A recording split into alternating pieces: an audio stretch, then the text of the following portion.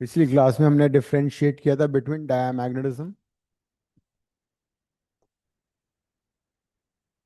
Para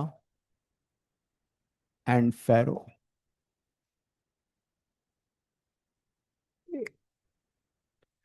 कितनी properties हमने लिख ली थी इसकी जब हम डिफरेंशिएट कर रहे थे? सर एक सेकंड में रजिस्टर आ रहा है अभी। अच्छा, ठीक है, एक बार रिवाइज करो फिर थोड़ा सा आगे बढ़ते हैं। फिर आज हम नया चैप्टर शुरू करेंगे, ईएमआईसी भी आ रहा है ना एग्जाम में। Yes. Hmm.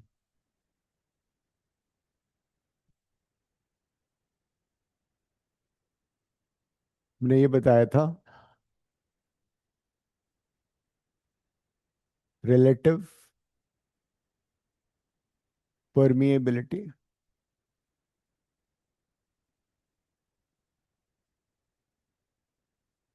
it is a dimensionless number mu by mu naught.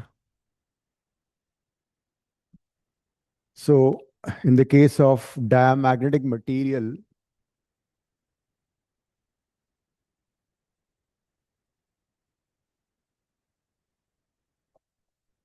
Mu r की वैल्यू लेस देन वन होती है ना।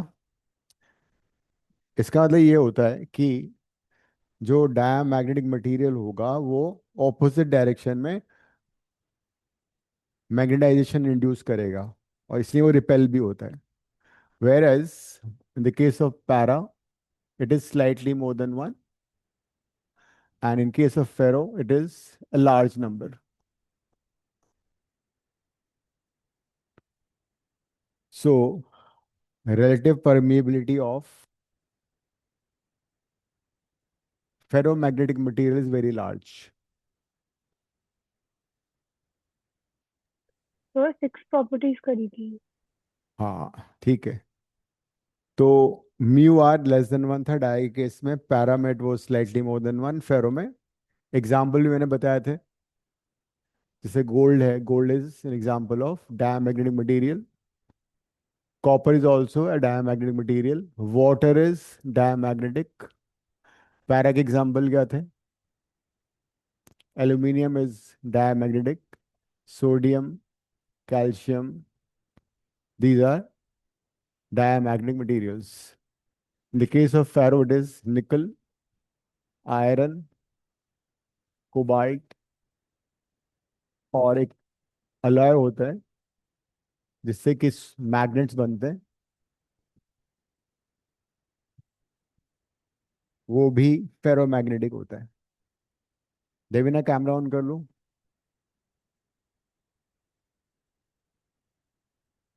फिर हमने बात की थी ससेप्टेबिलिटी की।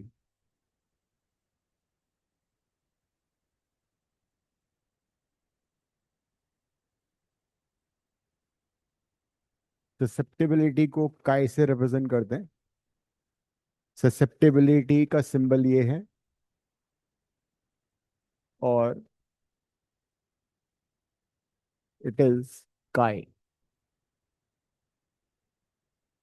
Susceptibility basically tells us about how well a magnetic material, और how well a material will get magnetized। ठीक है, लिख लो चाहो तो।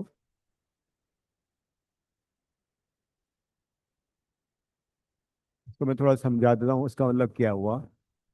मान लो एक हमारे पास सोलेनॉइड है, उसमें हमने करंट पास करा। अभी इसमें एयर है, ठीक है, और स्पेस है, तो इसमें फील्ड प्रोड्यूस होगा, and that field would be mu not an I. So this is the field in the solenoid.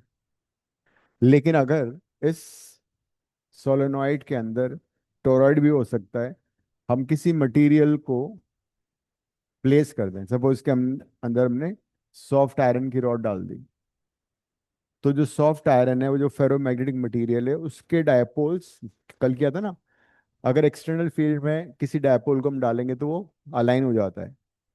So in the case of dia, जो डायपोल्स होंगे वो फील्ड के ऑपोजिट डायरेक्शन में, सपोज ये मैग्नेटिक फील्ड का direction है, तो dia के केस में ऑपोजिट केस में वो अलाइन हो जाते हैं। the case of a diamagnetic material, these magnetic dipoles will align in the opposite direction, and that's why वो रिपेल करता है और उसकी ससेप्टिबिलिटी लेस देन वन होती है. इन द केस ऑफ पैरा क्या होगा? In the- अगर फील्ड ज्यादा स्ट्रांग नहीं है तो कुछ dipoles in the direction of field align हो जाएंगे, वेरी फ्यू. इसीलिए susceptibility of a para is slightly more than one. जबकि फेरोमैग्नेटिक मटेरियल में क्या होता है कि इन अ फेरोमैग्नेटिक मटेरियल ऑलरेडी उनके डोमेन्स बने होते हैं, मतलब ग्रुप बना के रखते हैं वो लोग आपस में. उन ग्रुप में क्या होता है, कई सारे मैग्नेटिक डायपोल्स एक पर्टिकुलर डायरेक्शन में अलाइन होके हो रखते हैं. This is in the absence of field. Domain का मतलब क्या हुआ? Number of dipoles aligned in the same direction, that is domain. ये होता है फेरोमैग्नेटिक मटेरियल में. तो अभी क्या है, जब फील्ड नहीं लगाया हमने तो ये सारे डायपोल्स एक पर्टिकुलर डायरेक्शन में अलाइंड है, अपने अपने डायरेक्शन में. तो नेट डायपोल मोमेंट जीरो हो गया इसका. लेकिन the moment you apply external field, तो फिर क्या होगा? एक्सटर्नल फील्ड लगाने पे जो डोमेन इसकी डायरेक्शन में था वो स्ट्रांग हो जाएगा, ऑपोजिट वाले कम हो जाएंगे थोड़े से. तो this is the case of ferromagnetic material. इसीलिए फेरोमैग्नेटिक मटेरियल काफी ज्यादा स्ट्रांगली अट्रैक्ट होता है फील्ड से, फील्ड लाइंस.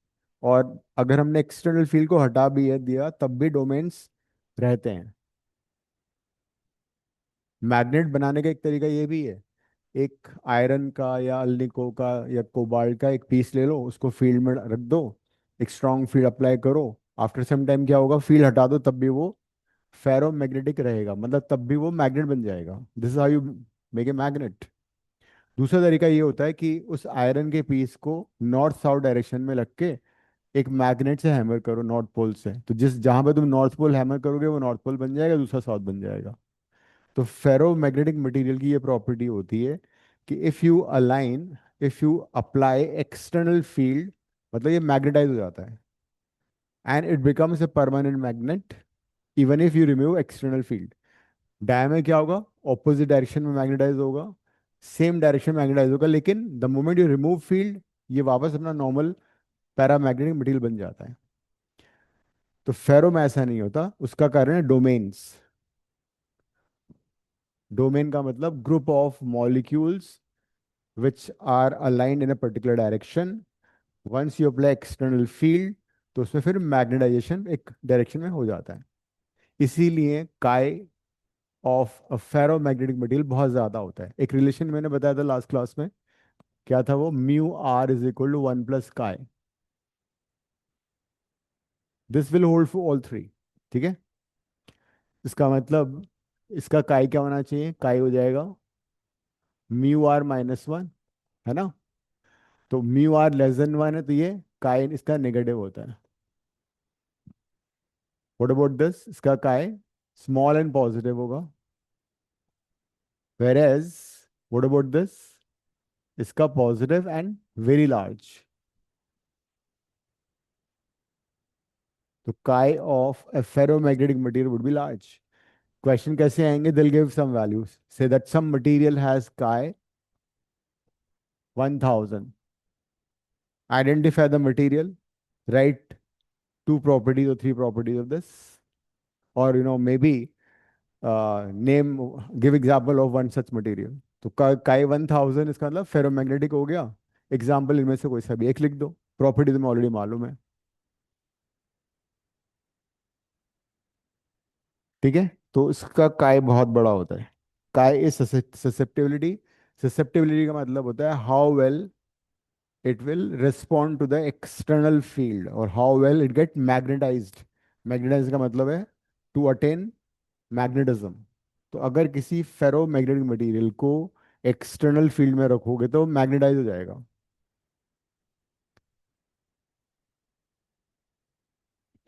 कायशा तुमने अपने को डीमैग्नेटाइज क्यों कर दिया? कैमरा ऑफ क्यों कर देती हो तुम? सोने चली गई क्या? नो। फिर मम्मी ने कहा है कैमरा ऑन रहेगा हमेशा. So these are the differences. दूसरी बात, इनका टेम्परेचर डिपेंडेंस भी आ सकता है कि tell us about 1 mark question कि what is the temperature dependence of chi और a diamag on in the case of diamagnetic material. Chi, सबसे पहली बात, in the case of diamagnetic material is independent of temperature. लिख लेना, independent of temperature.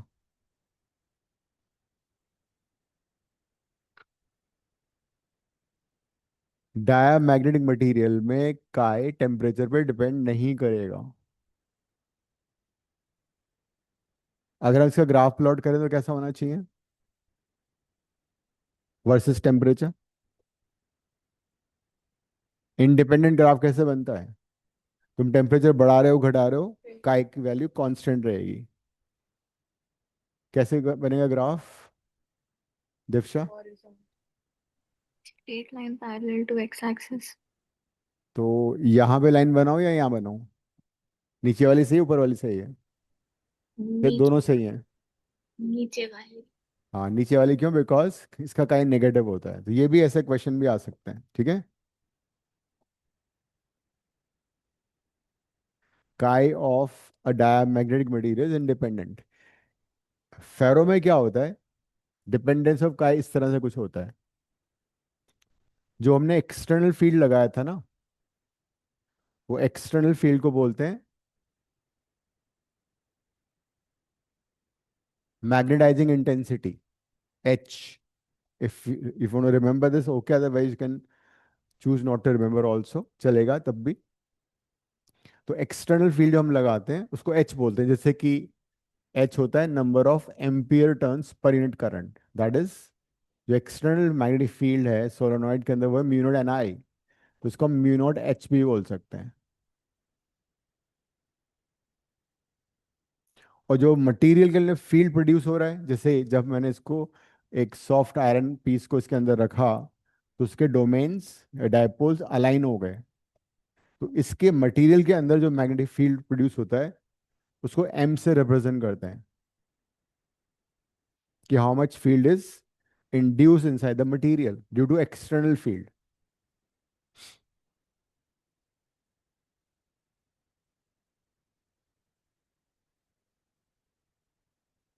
तो in the case of paramagnetic material, chi की जो वैल्यू है it is inversely proportional to,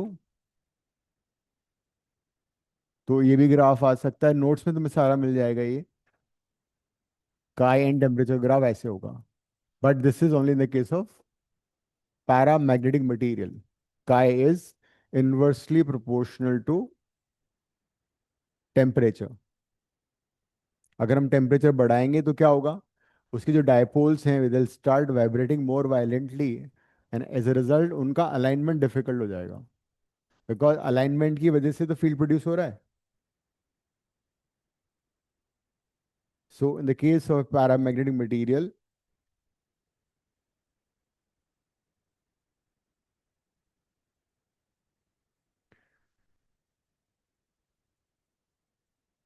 काय is inversely proportional to temperature. जैसे टेम्परेचर बढ़ाओगे काय डिक्रीज हो जाएगा। फेरो में क्या होता है?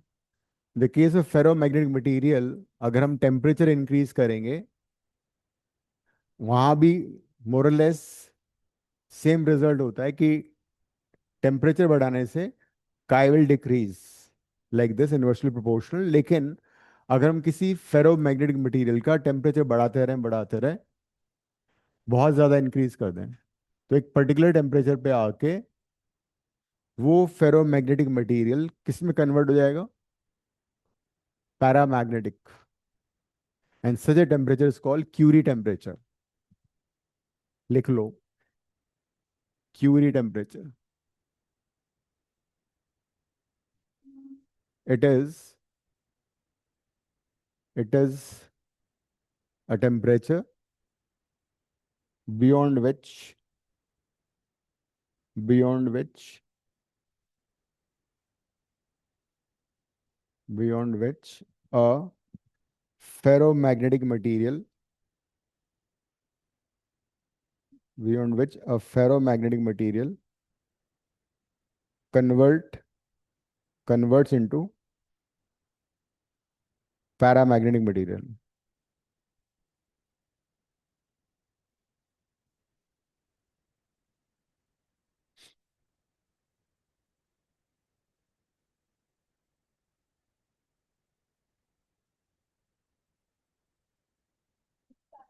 Paramagnetic.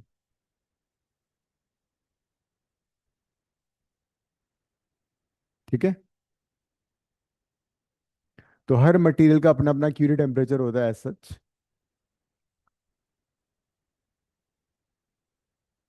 But most probably properties पे क्वेश्चन आएगा, या कुछ मे बी 1 मार्कर ग्राफ आ सकता है, या ये आ सकता है कि this is a material.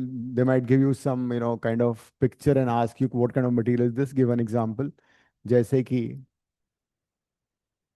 field lines हैं, and these field lines are drawn like this, and they ask which material is this, identify, give an example, write 2 properties of this.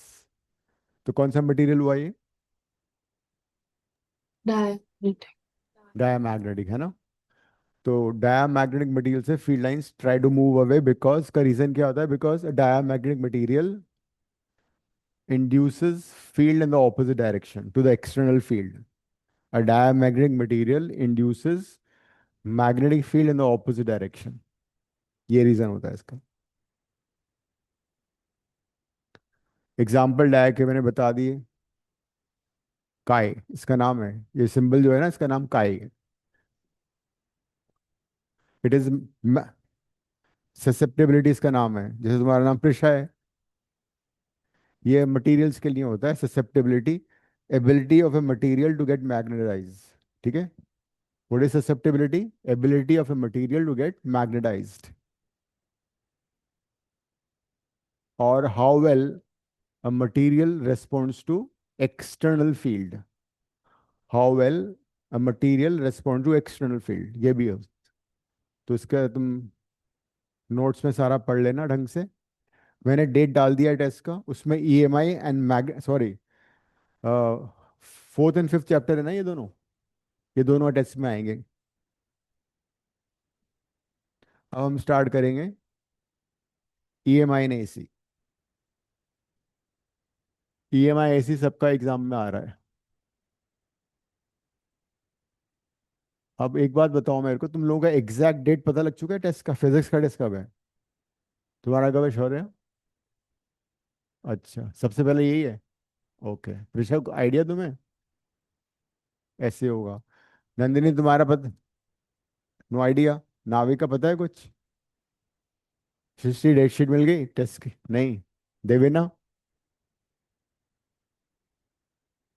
Yes sir. नहीं है। Sambit? Yes sir, मिल गई है। क्या कब है? Sir एक second बता रहा हूँ। बताओ मुझे जरा, उसके अकॉर्डिंग हम प्लान करेंगे ना। क्योंकि जिन लोगों का एक्स्ट्रा टॉपिक है, जो तुम्हारा सेकंड बुक भी आ रहा है ना, उसको तुम वहां से पढ़ना शुरू करो। पढ़ लिया ना? और फिर मैं sir important question mark 15th करा को है दूंगा तुम्हें। मेरा। हाँ। 15th को है। 15, 15? यस सर, सर हमारा 6 दिन मिल रहा है मेरे को। अच्छा, ओके। फर्स्ट बुक तो जनरली सबकी आ ही रही है, कुछ लोगों के। हाँ। 7th को है। 7th? हाँ। अच्छा ठीक है, 7th सितंबर। ठीक है। और किसी को पता लगे तो बताना मुझे। पता 31 to 15 सितंबर में सबका फिजिक्स हो जाना चाहिए, मुझे लग रहा है। कायशा तुम्हें पता है? No sir. All right. तो फर्स्ट बुक तो आ ही रहा है।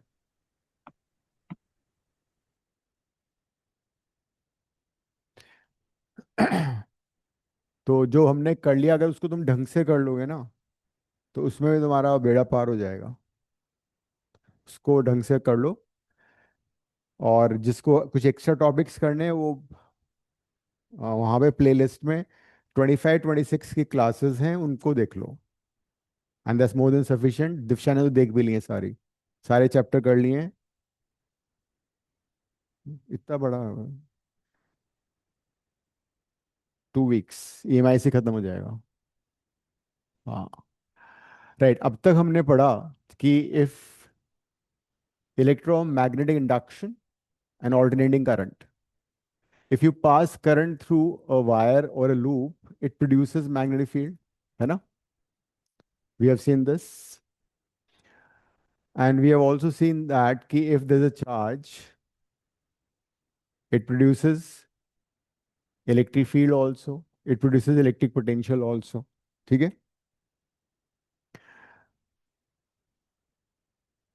Now, question is something possible that with the help of magnetic field we can produce electric current or EMF or voltage? क्या उल्टा possible है? So about 100 years ago, these electrostatics and magnetism, they were two separate branches of physics. But then some laws, some experiments, and they said that they are totally interrelated. If we pass current through a wire, produce magnetic field, with the help of magnetic field also we can produce current or EMF or the voltage. So इस chapter में उसका just reverse है.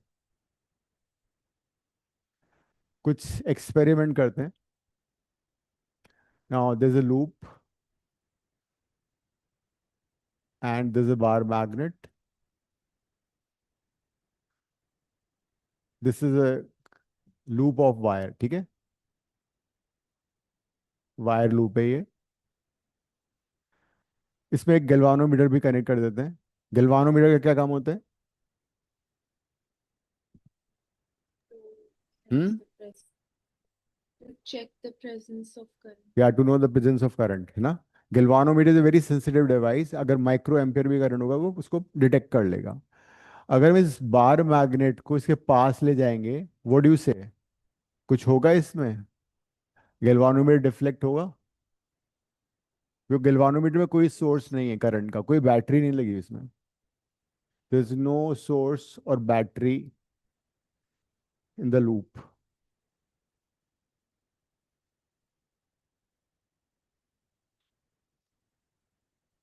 या फिर हम north pole को दूर ले जाएं इससे, will there be some deflection?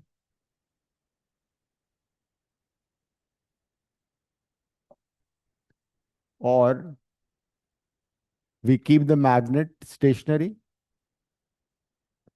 Loop को दूर ले जाएं. So it is found that in all three cases there will be current or there will be deflection in the galvanometer. तीनों केसेस में गैल्वानोमीटर में डिफ्लेक्शन हो रहा है. लेकिन अगर लूप और बार मैग्नेट को दोनों को सेम स्पीड से, सेम वेलोसिटी से, सेम डायरेक्शन में ले जाए, there will be no current, no deflection. इस केस में देयर इज नो डिफ्लेक्शन.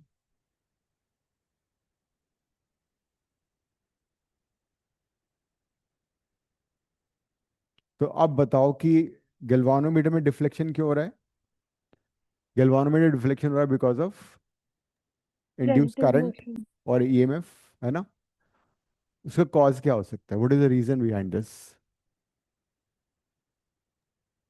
हम्म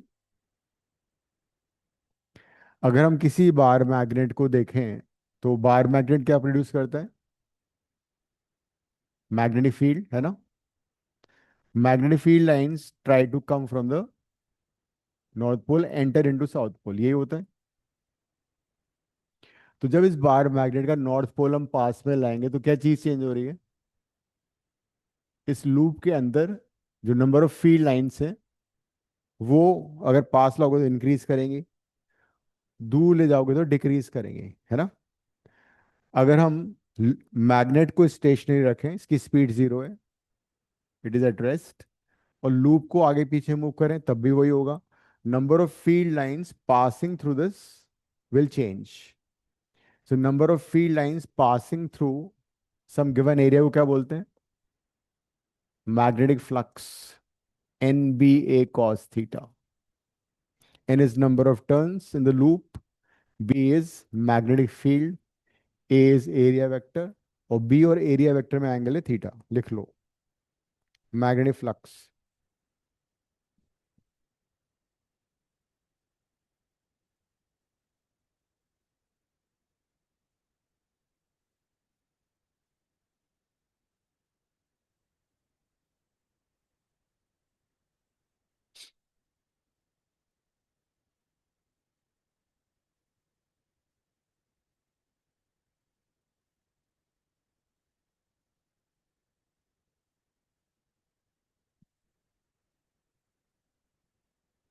तो magnetic flux is a scalar quantity and it is simply b dot a. अगर number of turns एक ही है तो b dot a हो जाएगा, dot product of, इसका यूनिट क्या होता है, टेस्ला मीटर स्क्वायर और वेबर, और गॉस सेंटीमीटर स्क्वायर भी हो सकता है, गॉस सेंटीमीटर स्क्वायर।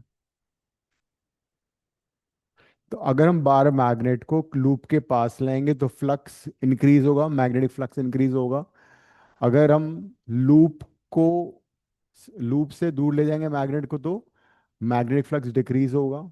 अगर बार मैग्नेट को स्टेशनरी रखेंगे, लूप को आसपास ले जाएंगे, तब भी मैग्नेटिक फ्लक्स चेंज होगा। लेकिन फोर्थ केस में no change in magnetic flux है ना, बिकॉज अगर रिलेटिव वेलोसिटी दोनों में सेम है तो फ्लक्स चेंज थोड़ी होगा, बिकॉज वो सेम स्पीड से जा रहे हैं, सेम वेलोसिटी से जा रहे हैं। सो फोर्थ केस में there is no change in magnetic flux. बाकी सारे केसेस में, सारी सिचुएशन में मैग्नेटिक फ्लक्स चेंज हो रहा है। क्या फील्ड, जब सब में अलग ये है कि सब में डायरेक्शन अलग है मैग्नेट की, इसमें मैग्नेट मूव कर रहा है, ये स्टेशनरी है, इसमें मैग्नेट रेस्ट पर ये मूव कर रहा है। इन तीनों केसेस में मतलब there is a relative motion. उस मोशन से क्या हो रहा है कि जो मैग्नेटिक फील्ड है ना, जब सपोज ये नॉर्थ पोल थोड़ा दूर था, यहाँ मान लो पहले, जब नॉर्थ पोल दूर है तो उसमें फील्ड लाइंस कम पास करेंगे इसके थ्रू। हाँ तो वही तो बोल रहा हूँ, तीनों में डिफ्लेक्शन हो रहा है, फोर्स में दोनों में रिलेटिव वेलोसिटी नहीं है, दोनों इकट्ठे जा रहे हैं तो फील्ड चेंज ही नहीं होगा। हाँ, तो कहने का मतलब ये हुआ कि मैग्नेटिक फ्लक्स जब भी चेंज होगा दिल बी इंड्यूस करंट। ठीक है, मैग्नेटिक फ्लक्स का मतलब है number of magnetic field lines passing through a given area. लिख लो, मैग्नेटिक फ्लक्स की डेफिनेशन में लिखो,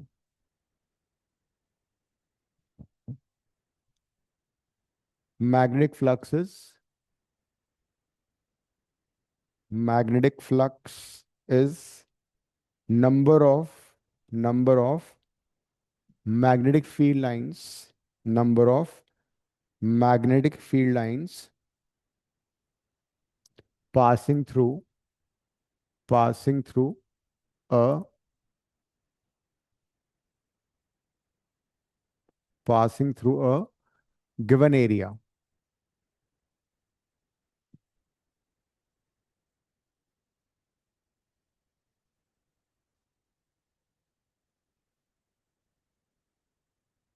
It is a scalar quantity, it is a scalar quantity,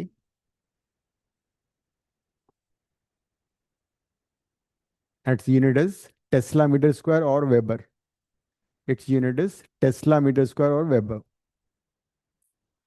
अब क्वेश्चन ये आता है कि हम मैग्नेटिक फ्लक्स को अगर चेंज करें तो how many ways we can do this. Look at this formula, phi is n b a cos theta। तो वी कैन, अभी हमने क्या किया है, हमने इस पर्टिकुलर एग्जांपल में मैग्नेटिक फील्ड को चेंज करके फ्लक्स चेंज किया। ठीक है, हम एरिया को कम या ज्यादा करके भी फ्लक्स चेंज कर सकते हैं, हम नंबर ऑफ टर्न्स को कम या ज्यादा करके भी फील्ड चेंज कर सकते हैं flux. And we can also change by changing theta, the angle between magnetic field and the area vector. Theta कैसे चेंज होगा, थीटा चेंज होने का मतलब हुआ कि अगर मान लो वी हैव यूनिफॉर्म फील्ड और यूनिफॉर्म फील्ड में एक क्वाइल रखी हुई है और इस क्वाइल को हम रोटेट करें, if you rotate this coil तो क्या होगा, मान लो किसी मोमेंट ऑफ टाइम पे थीटा 0 डिग्री है तो फ्लक्स मैक्सिमम हो जाएगा, फिर थीटा चेंज होकर 30 हो गया तो फ्लक्स चेंज हो जाएगा। तो by changing the orientation of the coil also we can change the flux, and this happens in case of normal AC generator. We rotate the coil. Hydro electric power plant में क्या होता है, वहां पे पानी को बहुत हाइट पे रोक लेते हैं पहले, ठीक है, फिर वो जो वाटर है उसको गिराते हैं, and that water from A height rotates a turbine, वो टरबाइन को रोटेट करता है। टरबाइन रोटेट होने से क्या होता है, उसकी जो काइनेटिक एनर्जी है वो AC उसमें जाती है, एसी जनरेटर में एसी जनरेटर रोटेट होता है तो मतलब इलेक्ट्रिसिटी प्रोड्यूस होती है, तो this is what happens in the case of AC generator. तो by changing magnetic flux we can produce electric current और वी कैन प्रोड्यूस वोल्टेज. तो अब हम बात करते हैं Faraday's laws of electromagnetic induction.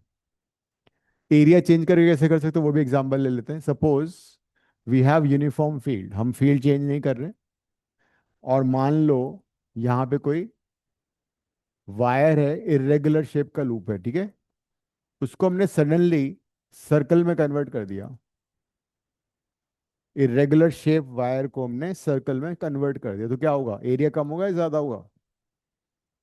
ज्यादा होगा. यस, ज्यादा फॉर होगा। For given perimeter area, area of circle is maximum.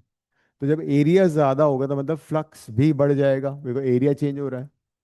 जब फ्लक्स चेंज होगा इसका मतलब there be induced current in the loop. तो by changing area we can also induce current और ईएमएफ. तो ये तो बात समझ में आ गई ना कि करंट कैसे प्रोड्यूस की जगह इंड्यूस लिखते हैं, ठीक है, because you can't produce energy, we basically convert one form to another, तो इसको इंड्यूस बोलते हैं, इंड्यूस करंट और इंड्यूस वोल्टेज. अब हम लिखते हैं, ये 2 मार्क का आएगा, state Faraday's laws of electromagnetic induction, 2 mark.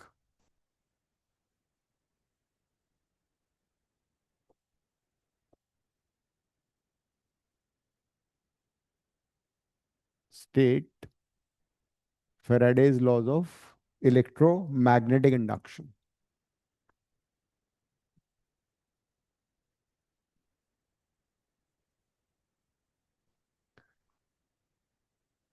लिखो, according to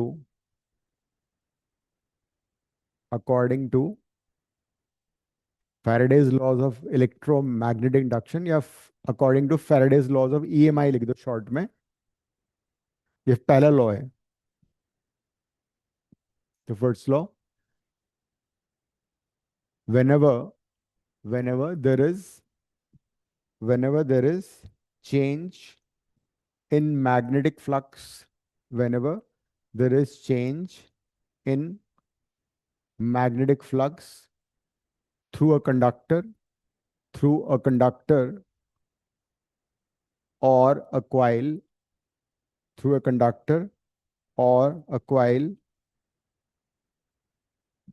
current oblique EMF, voltage को EMF भी लिखेंगे, current oblique EMF is induced. So that is the first law of Faraday. तो first law basically doesn't tell us कितना induce होगा, उसका direction क्या होगा, but basically states, it's a theoretical statement that whenever there is change in magnetic flux of through a coil और a conductor, EMF और current is induced. Second law लिखो. Second law क्या लिखो? According to this law, according to this law,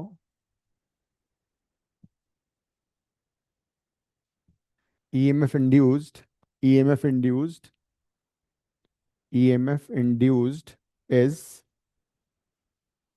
directly proportional to, EMF induced is directly proportional to the rate of change of magnetic flux.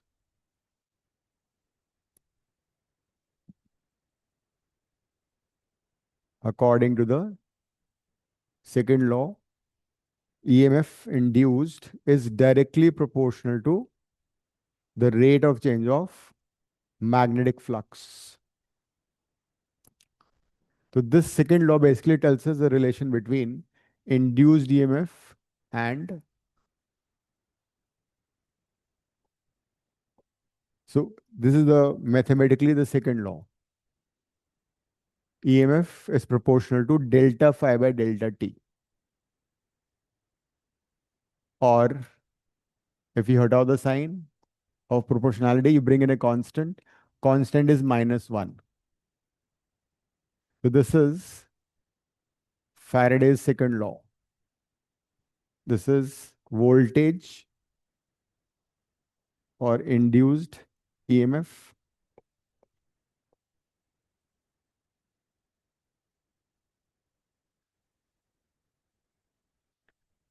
Delta phi is change in magnetic flux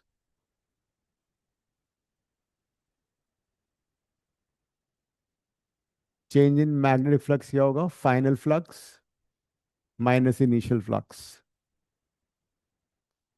Delta D is time taken. जितना time लग रहा है flux को change करने में, that is delta D.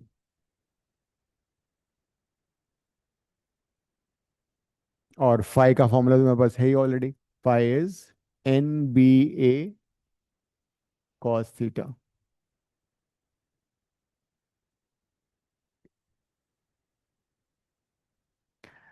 इसको हम चाहें तो ऐसे भी लिख सकते हैं. E is equal to minus phi 2 minus phi 1 by delta T.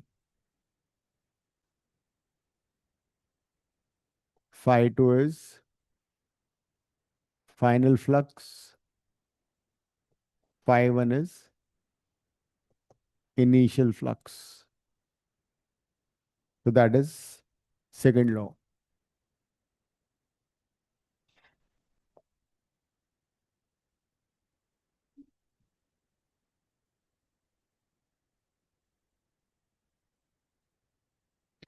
अगर हमें लूप का रेसिस्टेंस दे रखा है R,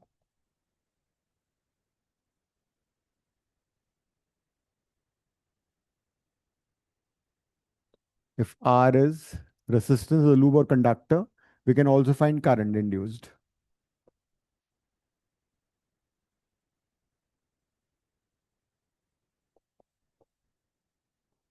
Current induced would be E by R.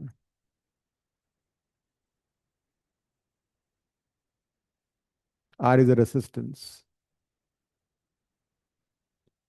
-1. Constant -1 है, ठीक है. And how much charge flows through the wire वो भी हम निकाल सकते हैं. वो कैसे निकलेगा? I delta T.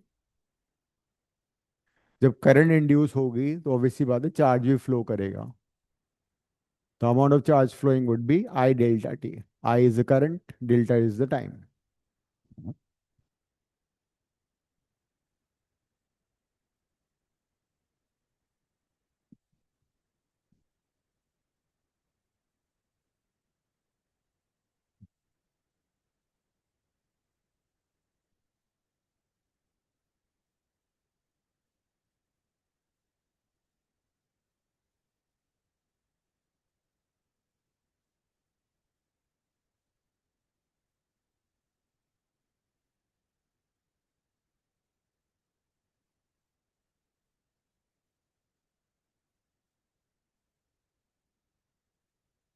ठीक है. So, 2 mark question. State Faraday's laws of electromagnetic induction or EMI. First law is that whenever flux changes, magnetic flux mark करना, ठीक है. Electric flux भी हो सकता है. So whenever there is change in magnetic flux through a coil or a conductor, induced EMF or current is there. दूसरा, induced EMF is directly proportional to the rate of change of magnetic flux, and this is the formula. Or we can use this also, and then we can solve numerical also.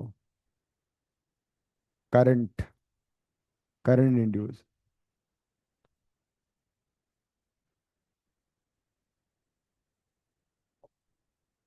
एक और चीज है, यहाँ पे negative sign भी आ रहा है. तो ये भी आ सकता है क्वेश्चन कि what is the significance of negative sign. Why negative sign is there? So negative sign is there because of Lenz's law. अभी हम समझेंगे लेंजेस लॉ क्या होता है. लिख लो साइड में. सर ये वो होता है ना कि ऑपोजिट, मतलब जिस तरफ जाते हैं उसे ऑपोजिट. हाँ हाँ, वही है वही है वही है. So that is Lenz's law. The negative sign in the formula is due to Lenz's law. 1 mark का स्टेटमेंट आता है लेंजेस लॉ का भी, उसका स्टेटमेंट भी लिखते हैं। According to Lenz's law, according to Lenz's law, direction of induced EMF, direction of induced EMF और करंट,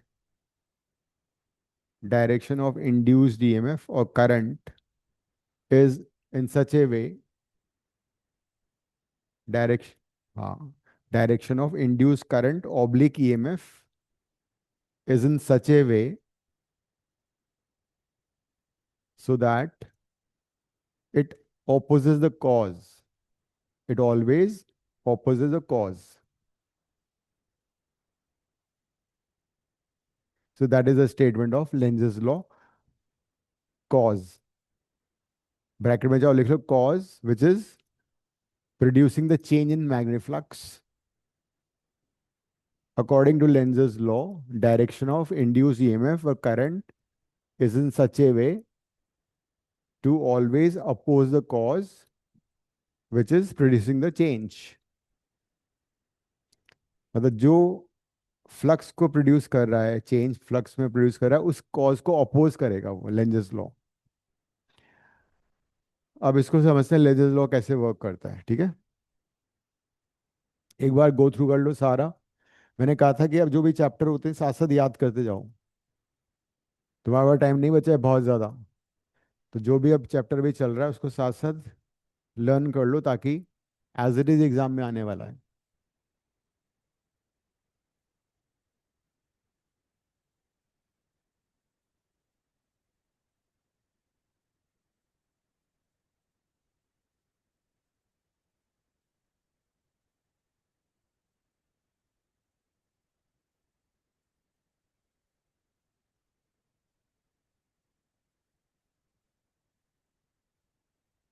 अब देखो कैसे करते, लिख लिया तुमने।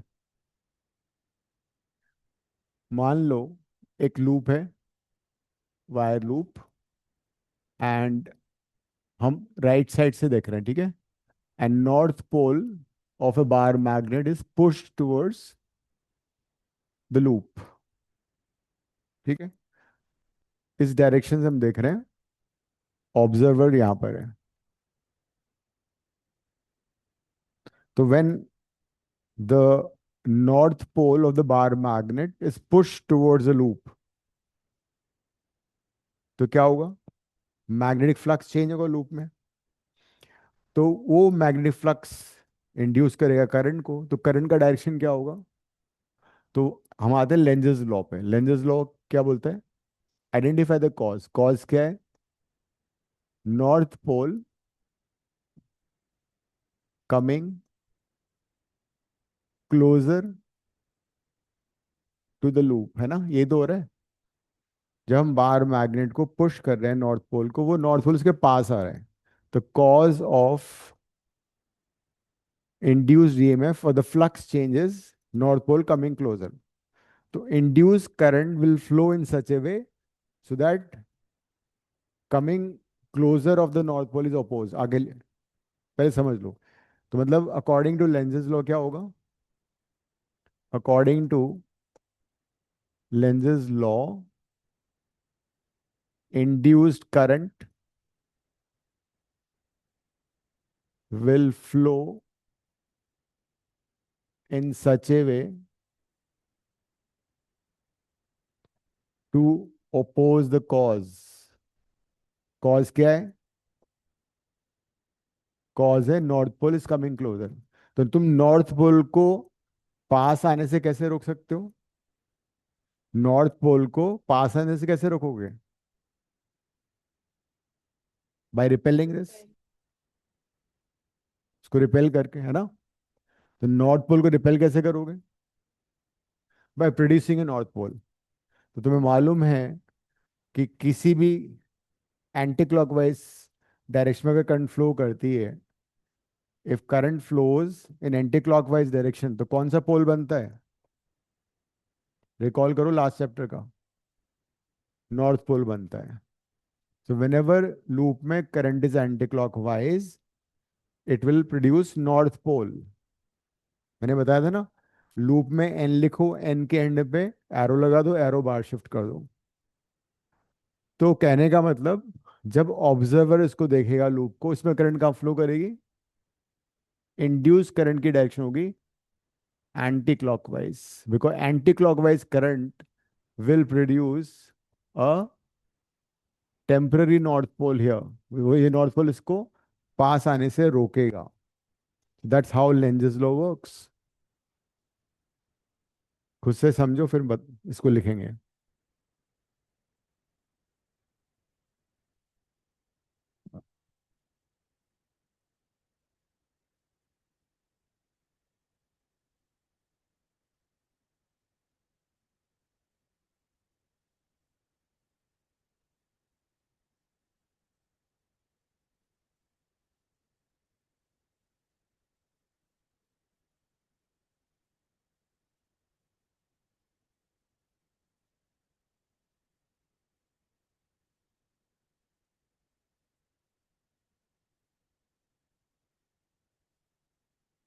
समझ में आ गया? हम्म। मैं चाहूँ तो मैं लिखवा देता हूँ, उसका सेकंड का तुम खुद से लिखना, फिर लिखो। In the given diagram, in the given diagram, north pole, north pole of the bar magnet, north pole of the bar magnet is coming closer, is coming closer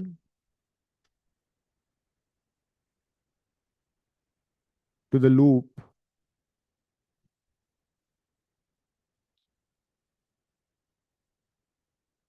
according to Lenz's law. According to Lenz's law, this has to be opposed. According to Lenz's law, this has to be opposed,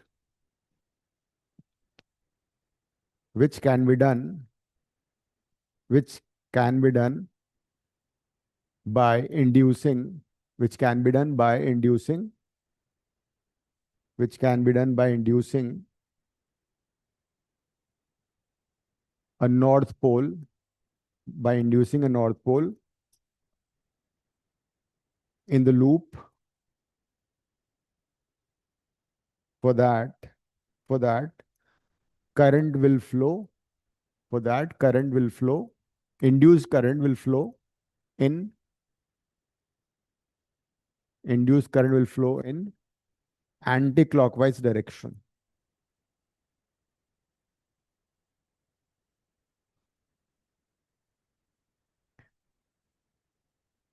ठीक है?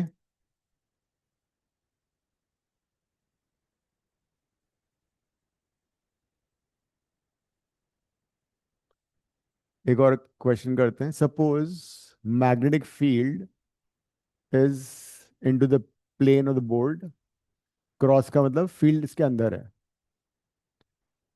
मान लो there is a triangular shaped wire loop,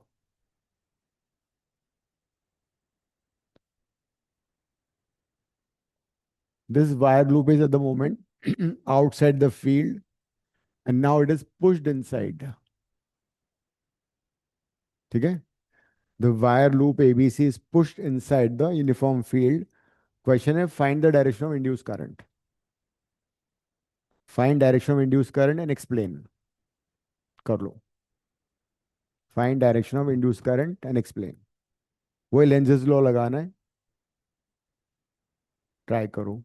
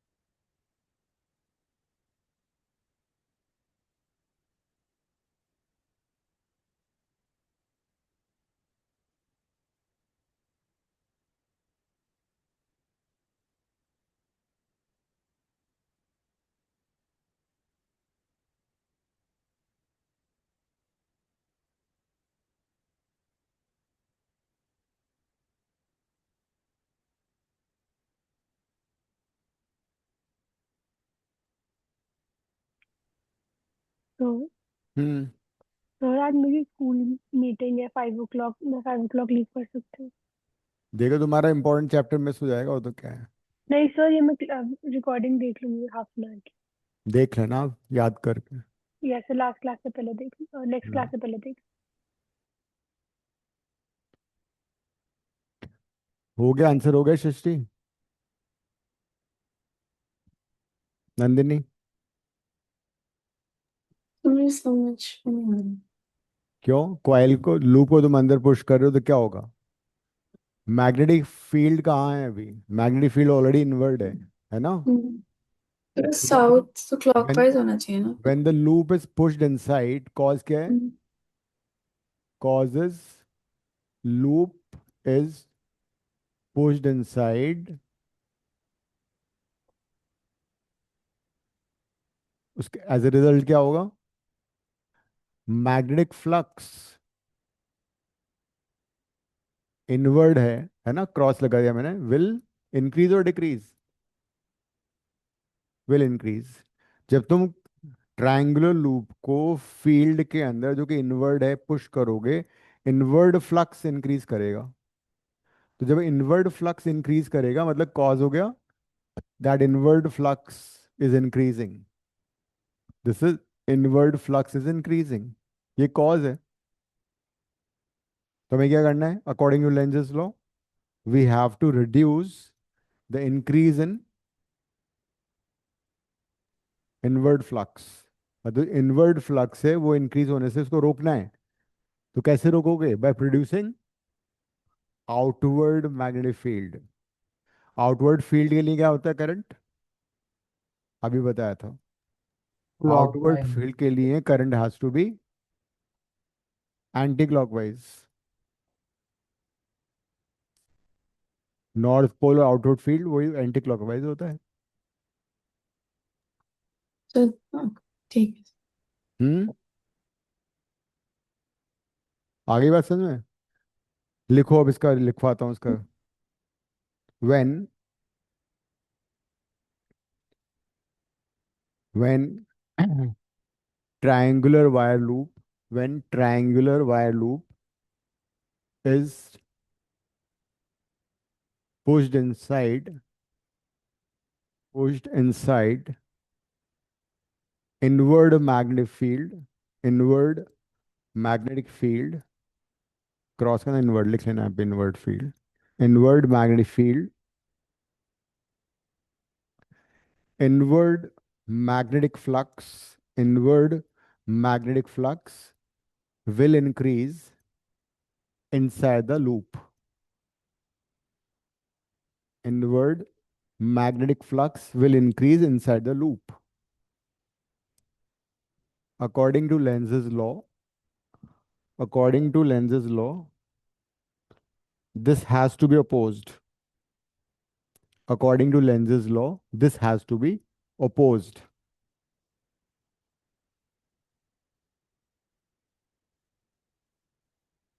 Therefore, therefore, induced current, therefore, induced current,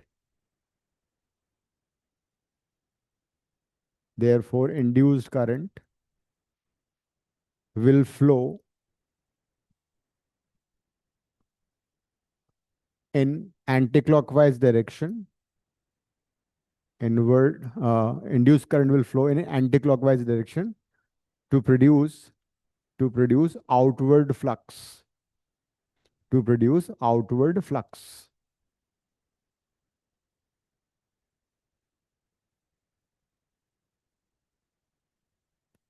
तो जो cause है उसको oppose करना है।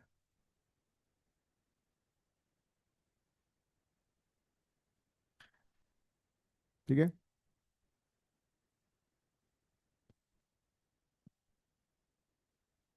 एक और करो।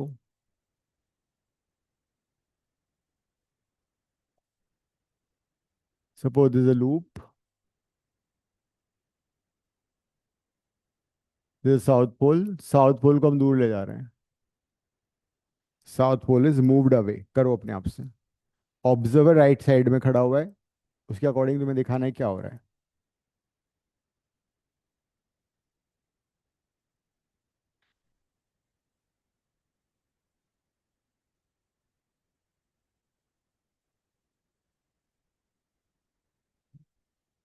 पूरा लिख के एक्सप्लेन फिर सुनाओ क्या हो रहा है, लिखो एक बार सारा,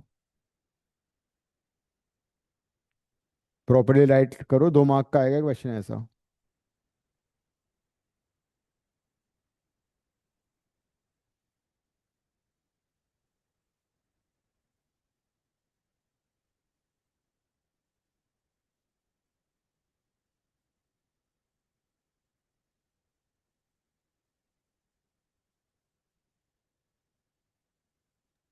इसमें इनवर्ट फ्लक्स डिक्रीज होगा ना?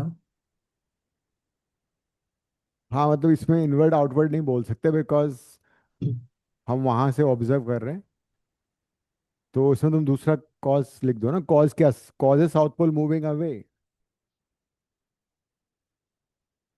कॉज इसका है south pole moving away. Devina क्या लिखा तुमने?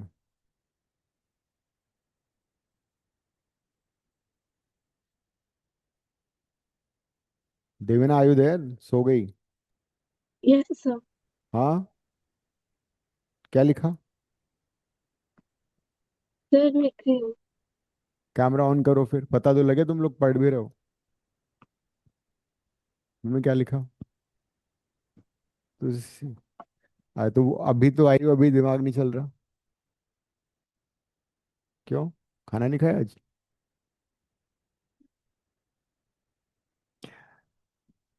दिव्या हो गया, लिख लिया?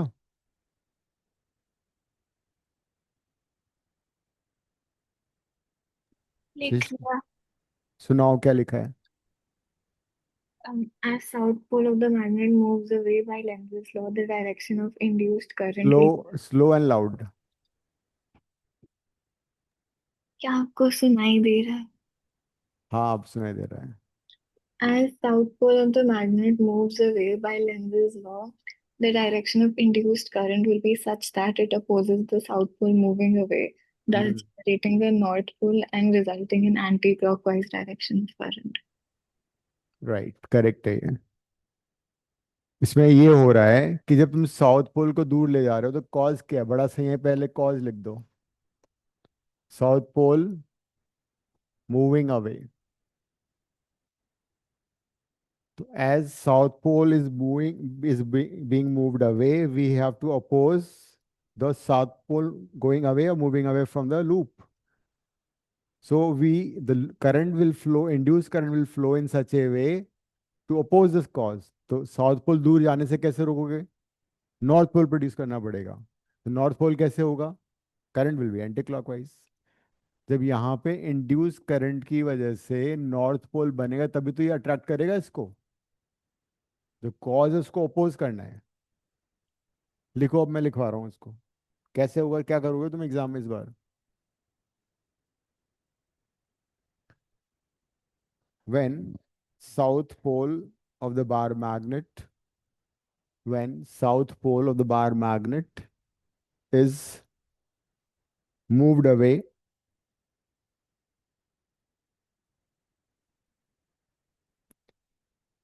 the Lentz's law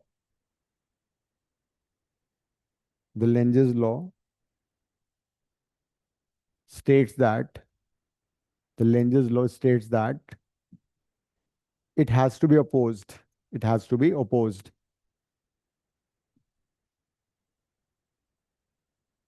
That is induced current, that is induced current will flow, induced current will flow in such a way, induced current will flow in such a way to produce a north pole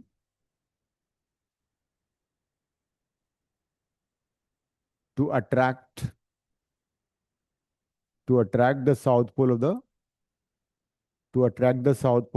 bar magnet.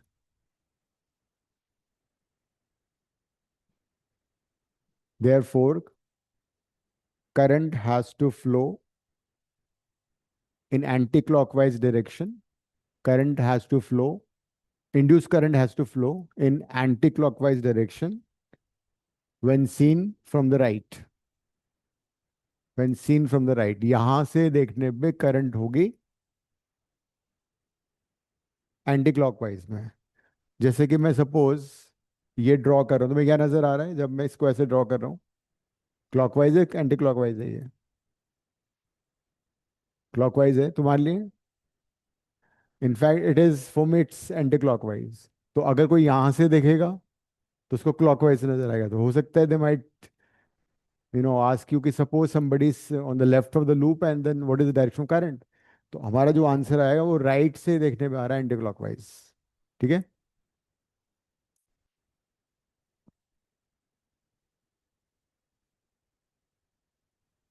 Next एक question लिखो।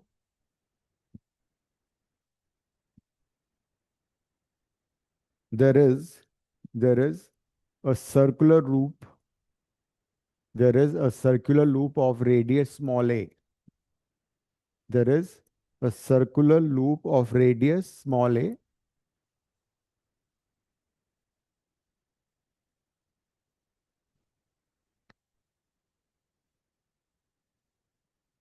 having n number of turns, having n number of turns.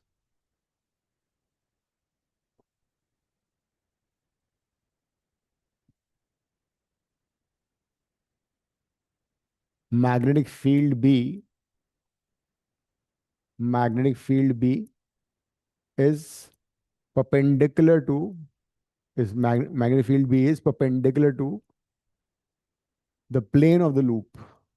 Magnetic field B is perpendicular to the plane of the loop, given as B naught cos omega t, given as B naught cos omega t। मतलब magnetic field variable है, time के साथ very कर रहा है। Omega is angular frequency, T is the time. First part, find magnetic flux, find magnetic flux passing through the loop,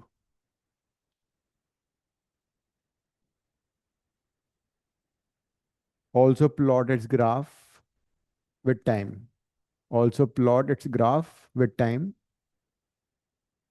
Second part, find or formula for deduce formula for induced current through the loop and draw the graph of induced current। No, क्या मैं induced current लिखा है? Induced EMF। Deduce the formula for induced EMF and plot the graph with time। आगे लिखो, if resistance of the coil is capital R, if the resistance of the coil is capital R, also find induced current।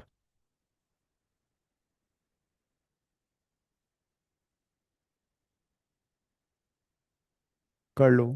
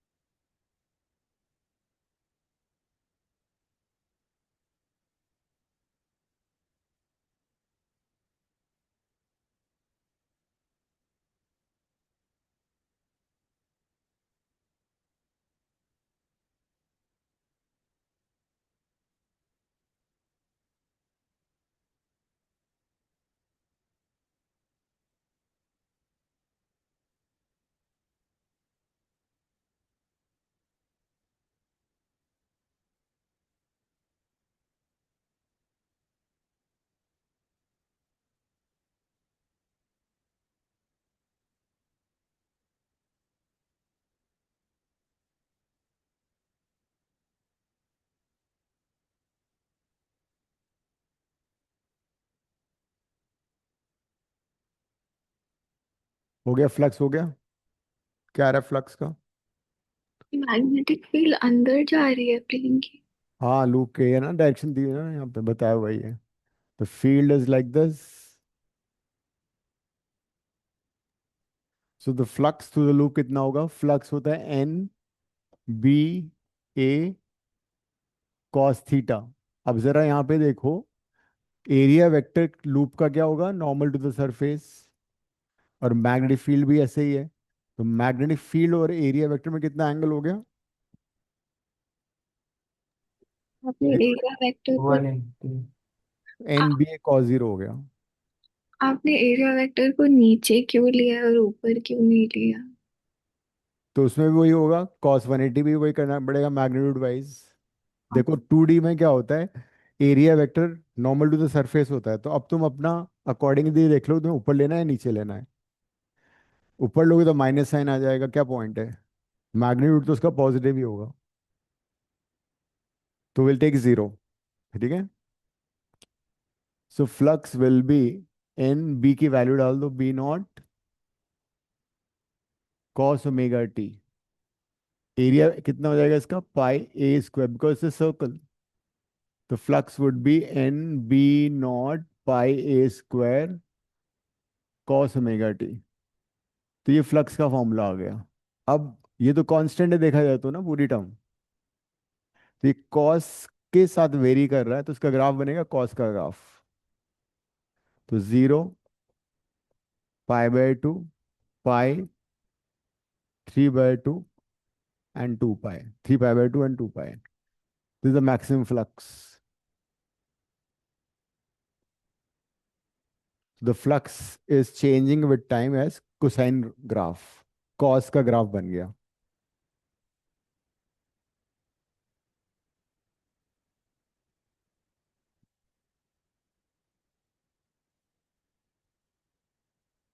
अब next part करो इसका। EMF कैसे निकालेंगे Devina? EMF कैसे निकालोगी? ये तो आ रहा है ना एग्जाम में चैप्टर। हाँ सर। हो चुका है, स्कूल में चल रहा है अभी? अभी करेंगे शुरू इसको। अच्छा।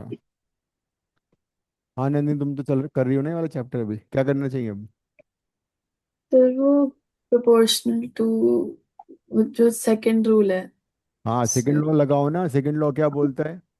इंड्यूस्ड ईएमएफ प्रोपोर्शनल क्यों करना है? सेकंड पार्ट के लिए तुम्हें क्या करना है, इसको डिफरेंशिएट कर दो। Induce EMF is minus d phi by d t, ये कर लो।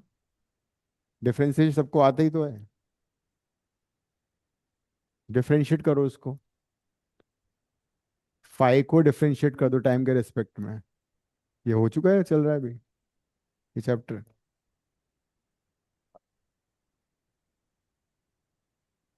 तुम्हें तो पता ही नहीं हुआ क्या हो रहा है फिर।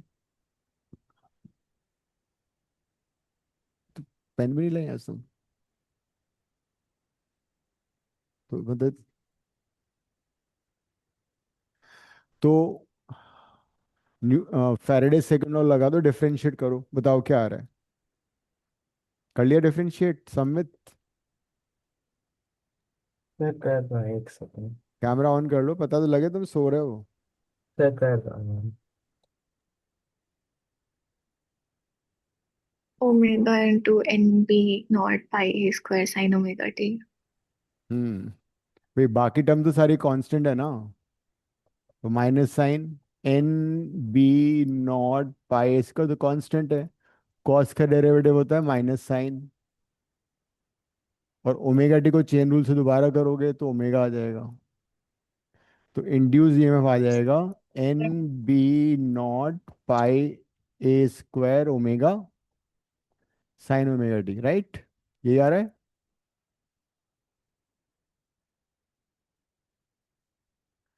And look at this expression for the induced EMF. It is coming out to be in terms of sine.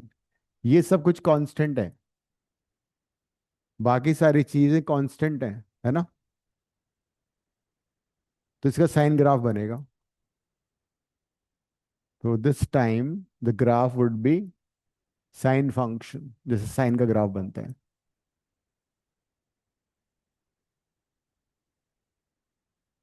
Sign का ग्राफ कहाँ से शुरू होता है? जीरो से शुरू होता है।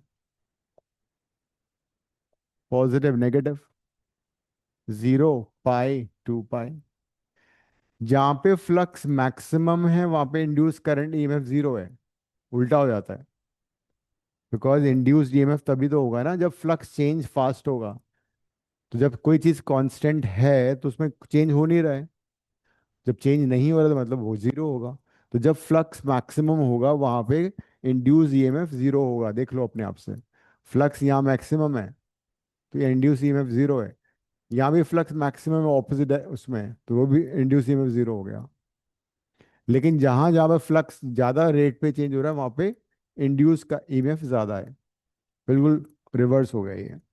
This is time. Next part क्या था? इंड्यूस करंट, है ना? इंड्यूस करंट कैसे आएगा?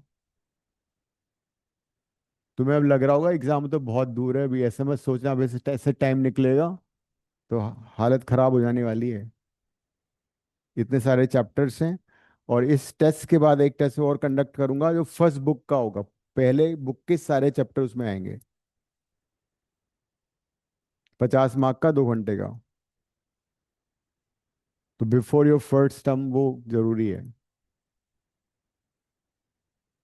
तो induce current will be N B not pi A square omega by capital R sine omega t. मतलब इसका ग्राफ भी साइन ग्राफ बनेगा। तो now you notice this is nothing but alternating EMF और alternating current. ये maximum current है। Same graph as this, इसी में बना देते हैं। इसका ग्राफ ई आई का ग्राफ उल्टा, इससे नीचे भी बन सकता है ऊपर भी बन सकता है, डिपेंडिंग अपॉन रेसिस्टेंस। ये आई का ग्राफ है, ये ई का ग्राफ है। मैंने अज्यूम किया आर मोर देन वन है, रेसिस्टेंस मोर देन वन। अगर रेसिस्टेंस लेस देन वन होता उल्टा रिवर्स हो जाता। तो ई और आई का ग्राफ सेम है। This is nothing but alternating current, AC. Alternating current का मतलब ये, अब तक जो तुमने पढ़ा था वो सारे डीसी सर्किट्स थे। डीसी सर्किट में क्या होता है? Current flows in one particular direction. हमेशा एक ही डायरेक्शन में करंट फ्लो कर रहा था। ऑल्टरनेटिंग करंट में क्या हो रहा है? Current changes direction 2 times in one cycle. जो करंट हमारे घर में आती है उसकी फ्रीक्वेंसी होती है omega is 2 pi F. The frequency is 50 hertz. मतलब 1 सेकंड में 100 टाइम्स डायरेक्शन चेंज होता है करंट का। लेकिन जो डिवाइसेस लाइक इलेक्ट्रॉनिक डिवाइसेस हैं वो सारे डीसी पे वर्क करते हैं, इसलिए अडाप्टर लगाना पड़ता है to convert AC to DC. Then they will not work on AC. तो this is alternating current. Assignment मिल चुका है सबको ये वाला?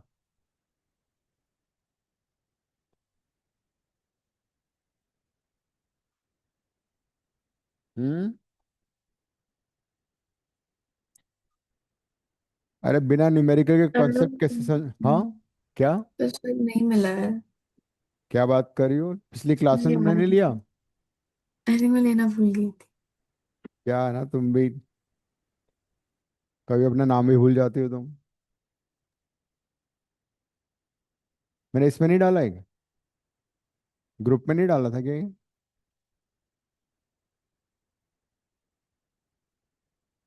हाँ, ग्रुप में भी डाला नहीं है इसने।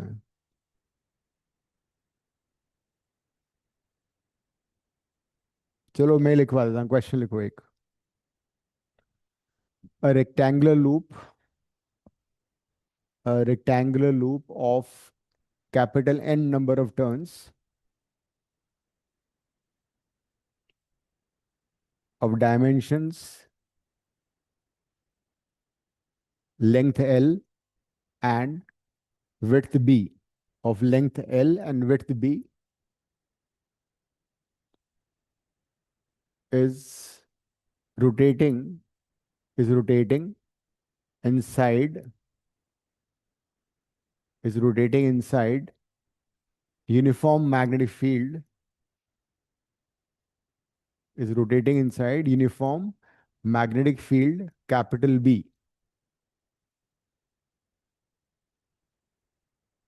with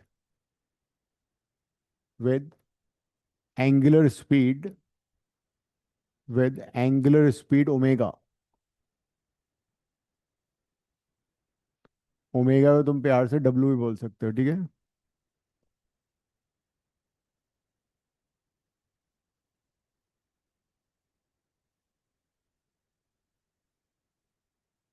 as shown in the diagram.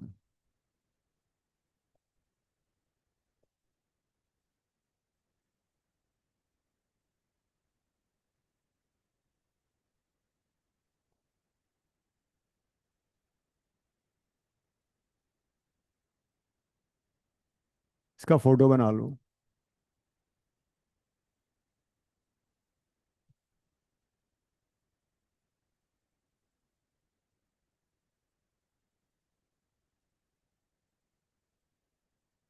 The resistance of the loop is capital R.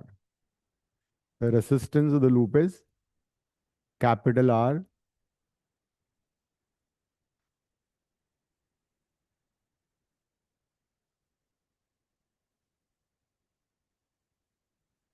Find expression for flux. Find expression for magnetic flux, induced EMF,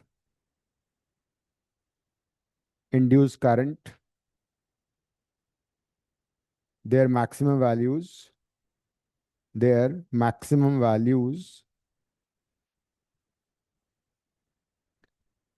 and graph versus time. And sir एक graph, बार repeat कर सकते हैं? find expression for magnetic flux, induced EMF, induced current, and their graph versus time. शुरू हो जाओ, कर लो जल्दी से।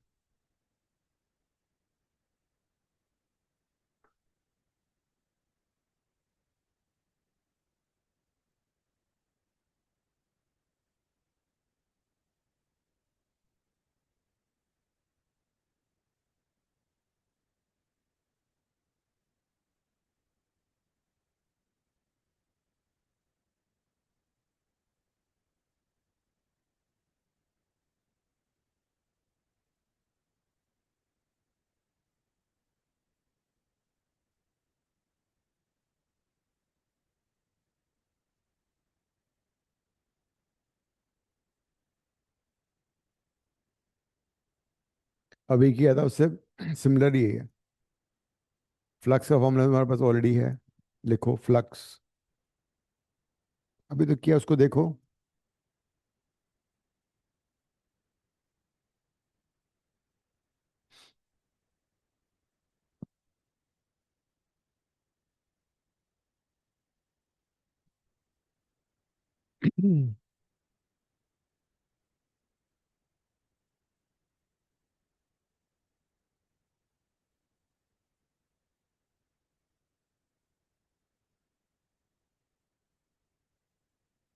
तो फ्लक्स तो आ गया वही NBA cos theta. At any point of time, theta would be how much? Cos omega t. हम चाहें तो A को बाद में L into B से भी रिप्लेस कर सकते हैं ना। A would be L into B, area of the loop, है ना। सो हम चाहे तो एंड में कर सकते हैं। अगर सर्कुलर लूप होता तो पाई आर स्क्वायर से करते हैं। इसे rectangular loop, so it'll be like this, NBA cos omega t. So this is the flux. तो फ्लक्स का ग्राफ कौन सा बनेगा? cos graph.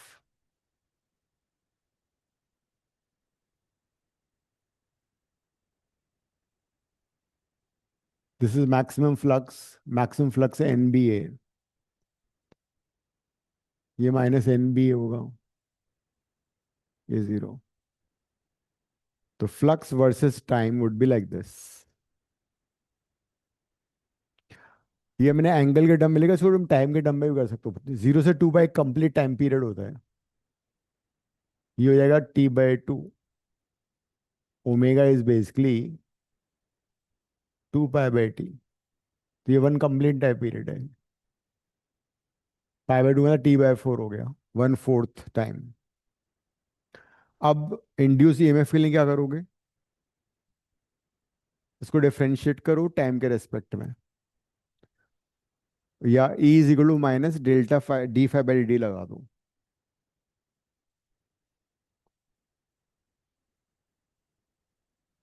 On differentiation,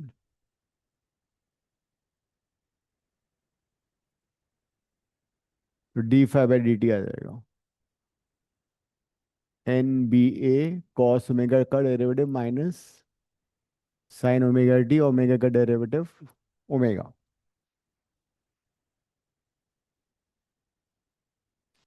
but what is d/dt? According to Faraday's law, d/dt is minus E.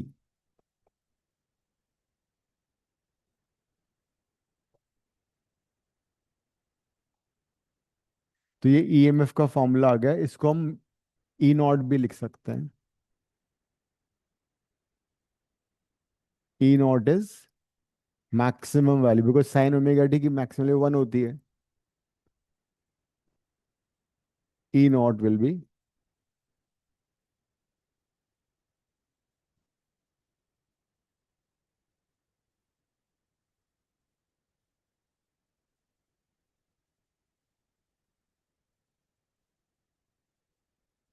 Graph बनाओ इसका।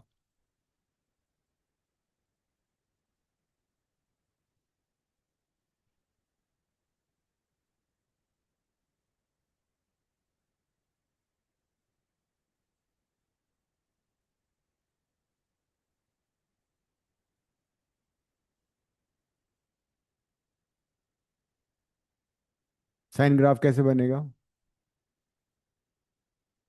इसी के नीचे बना लो, π/2 पाई, 3π/2 2 पाई। साइन का ग्राफ 0 से शुरू होगा।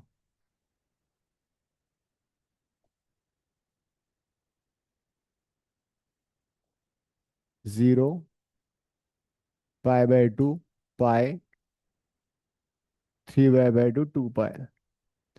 This is maximum E0. This is maximum in the opposite direction, minus E0. This is induced EMF.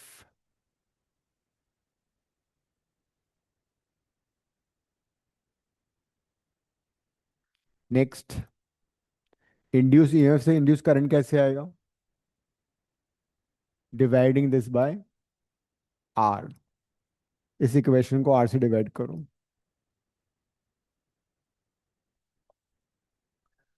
So now we'll have E by R, E0 by R, sin omega t. E by R is I, E0 by R is I0, maximum current or peak current. And this is the expression for the current. So current is alternating current. I is equal to I0 sin omega t. AC, short form AC, alternating current. ये भी sine graph है, तो इसका और EMF का graph same होगा।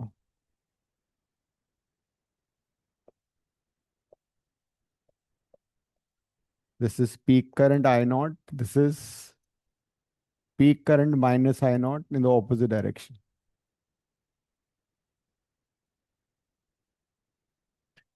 ये है।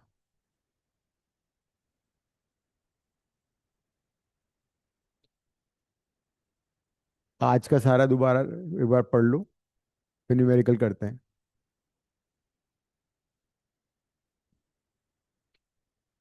Go through.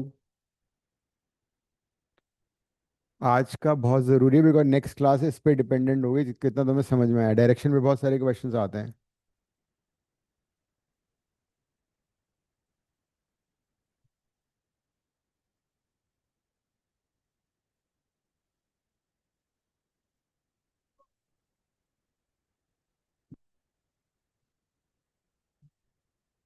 टाइम है ना अभी तो, आधा घंटा।